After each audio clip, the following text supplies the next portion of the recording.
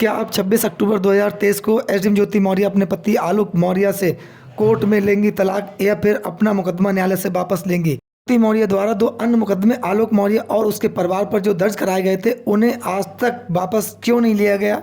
इसके पीछे कारण क्या है? क्या ज्योति मौर्य आलोक मौर्य को कानूनी जंग में फंसाए रखना चाहती हैं? नमस्कार इंडियंस, मैं हूं आपका दोस्त देवेंद्र पटेल अपना इंडिया से। दोस्तों, आज के एपिसोड में आपका बहुत बहुत स्वागत और अभिनंदन है। दोस्तों, 26 अक्टूबर 2023 को आलोक मौर्य और ज्योति मौर्य की जो तलाक का मुकदमा उस पर सुनवाई होनी है और ज्योति मौर्य के द्वारा आलोक मौर्य और उसके परिवार पर दो अन्य मुकदमे दर्ज कराए गए थे जिनकी एफआईआर में विवेचना चल रही है। यानी कि एक आईटी एक्ट का, दूसरा दहेज प्रतिषेध अधिनियम और घरेलू हिंसा का मुकदमा एसडीएम ज्योति मौर्य ने आलोक मौर्य के परिवार पर लिखवाया था और एक मुकदमा उनकी जेठानी शुभ्रा मौर्य ने आलोक मौर्य और उनके परिवार यानी कि विनोद मौर्य एंड माता पिता अन्य पर दर्ज कराया था, जिसकी भी विवेचना आज तक चल रही है। यानी कि चार्जशीट न्यायालय के समक्ष पेश नहीं हुई है। यानी कि दो मुकदमे ज्योति मौर्य की तरफ से और एक मुकदमा शुभ्रा मौर्य की तरफ से आलोक मौर्य और उनके परिवार पर जो दर्ज कराए गए थे उनमें आज तक मुकदमों की वापसी नहीं हुई है। अगर शुभ्रा मौर्य को छोड़ दिया जाए तो एसडीएम ज्योति मौर्य के ही दो मुकदमे आलोक मौर्य और उनके परिवार के खिलाफ दर्ज हैं, जिसमें आरोपी पूरे परिवार को बनाया गया है। उसमें आलोक मौर्य और उनके भाई विनोद मौर्य भी आरोपी हैं, जिनका सामना पूरा परिवार कर रहा है।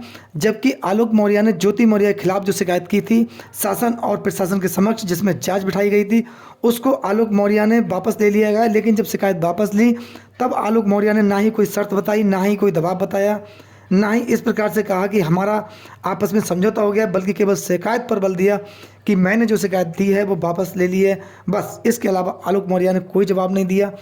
लोगों का ऐसा भी कहना कि आलोक मौर्य केवल जितना उन्हें बोलने को कहा गया था उतना ही उन्होंने बोला, इससे आगे एक शब्द भी नहीं बोला। अपने ऊपर दर्ज मुकदमों की उन्होंने बात नहीं की।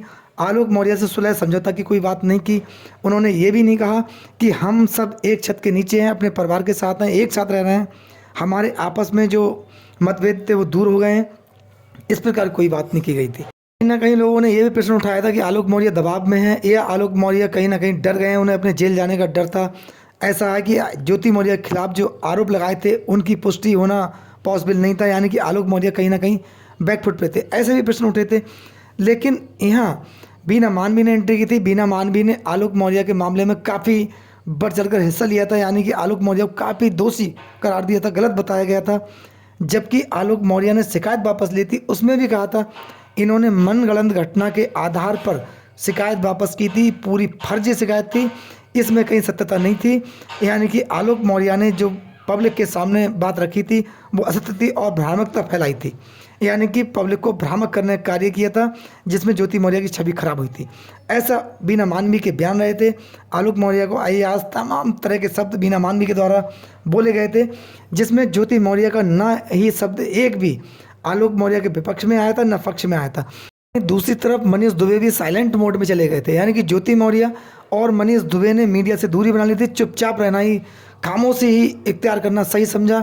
यानी कि उसमें केवल जो काम किया बीना मानवी ने किया, जो बोलना था बीना मानवी ने बोला, ना ही मनीष दुबे ने बोला, ना ही ज्योति मौर्य ने बोला। ये एक बहुत बड़ी स्क्रिप्टेड कहानी लोगों ने बताई और इसके पीछे कितने किरदार थे वो भी लोगों ने बताया। लेकिन यहाँ बात इससे नहीं है क्या हुआ कैसे हुआ, बात यहाँ पर यह है कि ज्योति मौर्य का जो तलाक का मुकदमा है जो उन्होंने न्यायालय में डाला है, उसमें आलोक मौर्य से तलाक की इच्छा जाहिर की है। यानी कि तलाक लेना ही सही समझा।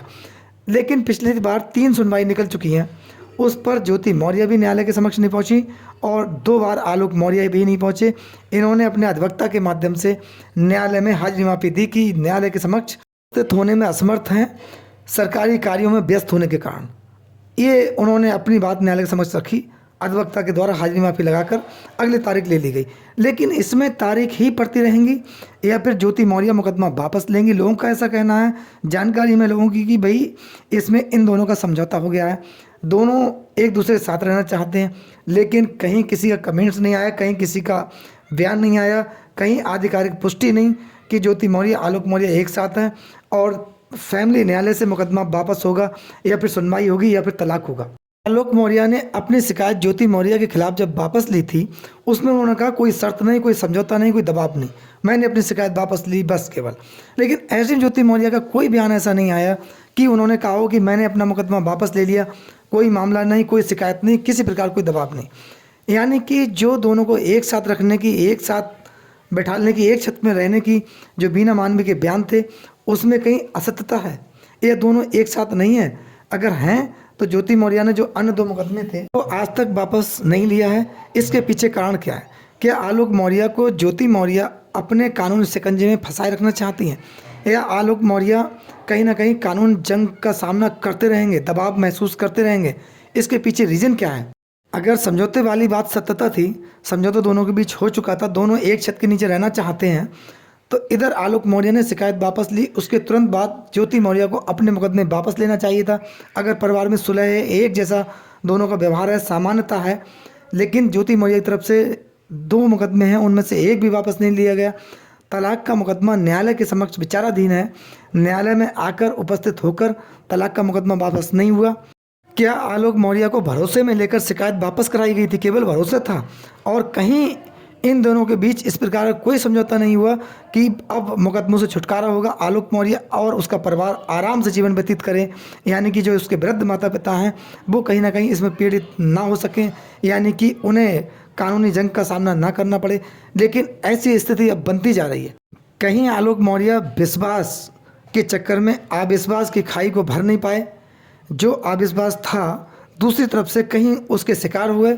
ऐसा लोगों का अनुमान है, कहना है कि आलोक मौर्य अब कानूनी जंग का सामना करते रहेंगे, और आलोक मौर्य ने ज्योति मौर्य के खिलाफ जो मुकदमे, जो शिकायत थी वो वापस ली।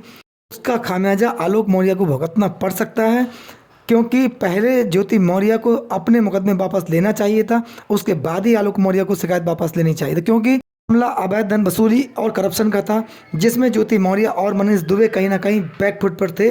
और आलोक मौर्य ने जो आरोप लगाया था अपनी हत्या रचने की साजिश का आरोप मनीष दुबे और ज्योति मौर्य पर, जो आरोप आलोक मौर्य ने लगाए थे वे गंभीर प्रवृत्ति के थे। इन पर निष्पक्ष अगर जांच हो जाती तब इन दोनों की मुश्किलें बढ़ना तय था। ऐसे में ज्योति मौर्य और आलोक मौर्य के अलावा अन्य जो अधिकारी करप्शन में लिप्त थे वो भी नापे जाते और उनके खिलाफ भी कार्रवाई होती। बहुत बड़ा एक षड्यंत्र जो था वो निकल कर सामने आता। लेकिन आलोक मौर्य ने कहीं ना कहीं देखा जाए तो जन समस्याओं को भी दरकिनार कर दिया, केवल अपनी समस्या के चलते, और उसका भी समाधान नहीं हो सका। आलोक मौर्य को कहीं ना कहीं देखा जाए तो न्याय नहीं मिल सका। आलोक मौर्य कहीं ना कहीं आज भी पीड़ित है। उन्होंने अपना निजी स्वार्थ सिद्ध करने की कोशिश की, लेकिन जनता की भावनाओं को, जनताओं का हित जो था उसको कहीं ना कहीं दरकिनार करने का काम भी किया। ऐसे में गरीब लोग, देश की आम जनता पीड़ित हुई। और इस प्रकार के अगर करप्शन के मामले पर लगाम लगानी हो तो इस प्रकार के अधिकारियों को ढूंढना भी बहुत ज़रूरी है, जो देश की नींव को खोखला करने का काम कर। दोस्तों, गरीबों की आवाज़ उठाने वाला कौन है? गरीबों की बात सुनने वाला कौन है? जबकि देश का चाहे नेता हो, चाहे अधिकारी हो, कोई भी व्यक्ति हो, वो गरीबों की बात करता है, लेकिन गरीब का उत्थान होने में इतना समय क्यों? इसके पीछे कारण क्या है? दोस्तों, अपनी राय कमेंट्स बॉक्स में ज़रूर दें। आपके प्यार और सहयोग के लिए आपका बहुत बहुत धन्यवाद। अपना खूब ध्यान रखें। नमस्कार, जय हिंद, जय भारत।